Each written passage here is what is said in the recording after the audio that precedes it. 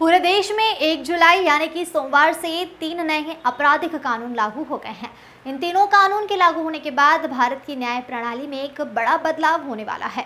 अभी तक तो देश में भारतीय दंड संहिता, दंड प्रक्रिया संहिता और 1872 का भारतीय साक्ष्य अधिनियम सक्रिय चल रहा था, लेकिन अब उसकी जगह पर भारतीय न्याय संहिता, भारतीय नागरिक सुरक्षा सहायता, भारतीय साक्ष्य अधिनियम ने ले ली है। सबसे अहम बदलाव तो आपको तुरंत देखने को मिलने वाला है। नए कानून के लागू होते ही जुर्म एफआईआर, एसएमएस के जरिए इलेक्ट्रॉनिक तरीके से किसी को समन भेजना, पुलिस शिकायतों का ऑनलाइन पंजीकरण होना, यह सब कुछ अब होने जा रहा है। अभी तक जब भी जघन्य अपराध होता था तो अपराध स्थल पर वीडियोग्राफी अनिवार्य नहीं थी, इसकी कोई बाध्यता नहीं रहती थी, लेकिन नए कानून लागू होने के बाद यह भी अनिवार्य होने जा रहा है। और अभी इसी समय सभी के मन में सवाल तो यह है कि आखिर 3 नए कानून लागू होने के बाद असल में क्या क्या बदलाव होने वाले हैं।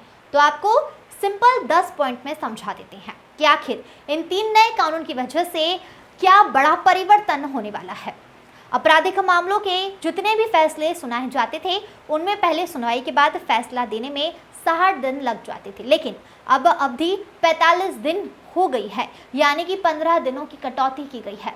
बलात्कार पीड़ितों को जब भी मेडिकल किया जाएगा, हर कीमत पर 10 दिनों के अंदर रिपोर्ट आनी होगी। जो नए कानून लागू हुए हैं उनमें अब बच्चों को खरीदना या बेचना जघन्य अपराध माना जाएगा। इसी तरह अगर नाबालिग के साथ बलात्कार होता है तो आजीवन कारावास या फिर मृत्यु दंड की सजा मिल सकती है। अब अगर शादी के झूठे वादे कर महिला को छोड़ दिया जाता है तो इसके लिए भी दंड सख्त प्रावधान कर दिए गए हैं। चाहे आरोपी हो या फिर पीड़ित, दोनों को 14 दिनों के अंदर पुलिस रिपोर्ट, चार्जशीट मिलने का पूरा अधिकार रहने वाला है। महिलाओं के खिलाफ जब अपराध होगा तब सभी अस्पतालों को मुफ्त में इलाज करना होगा। अगर बच्चे के साथ अपराध होंगे तब भी अस्पताल मुफ्त इलाज के लिए बाध्य रहेंगे। इलेक्ट्रॉनिक माध्यम से किसी भी मामले में एफआईआर दर्ज की जा सकेगी। पहले की तरह पुलिस स्टेशन जाने की जरूरत नहीं रहेगी।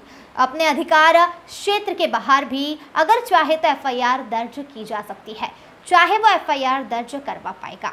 अगर गंभीर अपराध होंगे तो फॉरेंसिक एक्सपर्ट का घटना स्थल पर आना जरूरी होगा। पहले जरूरत के मुताबिक यह फैसले लिए जाते थे। लिंग की परिभाषा में ट्रांसजेंडर समाज के लोगों को भी शामिल कर दिया गया है। इससे समानता को बढ़ावा मिलेगा और जमीन पर स्थिति बदलेगी। महिला पीड़ित के बयान को यथासंभव महिला मजिस्ट्रेट द्वारा ही लिया जाएगा। बलात्कार जैसे मामलों में ऑडियो वीडियो माध्यम से बयान दर्ज होने चाहिए, यह बात जानना भी जरूरी है। इन सब के अलावा आपको यह भी पता होना चाहिए कि अब नए कानून में कई धाराएं भी बदल गई है। उदाहरण के लिए बलात्कार की धारा 375 और 376 नहीं रहने वाली है, इसकी जगह पर धारा 63 रहेगी। वहीं अगर सामूहिक बलात्कार का मामला होगा तो धारा 70 लगेगी। इसी तरह हत्या होने पर धारा 302 नहीं लगने वाली है, उसकी जगह पर 101 धारा लगेगी। 3 नए कानून लागू होने के बाद 41 अपराधों में सजा की अवधि को बढ़ा दिया गया है। 42 अपराधों में जुर्माना ज्यादा कर दिया गया है। मॉब लिंचिंग और दूसरी घटनाओं को लेकर भी नए अपराध बना दिए गए हैं। पंकज सिंह की रिपोर्ट। आज से पूरे भारतवर्ष में नए कानून की क्रियान्वयन होना है और तत्काल प्रभाव से लागू हो गया है, जिसके परिप्रेक्ष्य में श्रीमान पुलिस अधीक्षक महोदय रायगढ़ के दिशा निर्देश पर इसका कार्यक्रम आयोजित किया जाना था, जिसमें सभी थाना स्तर पर इनका कार्यक्रम आयोजित किया गया है।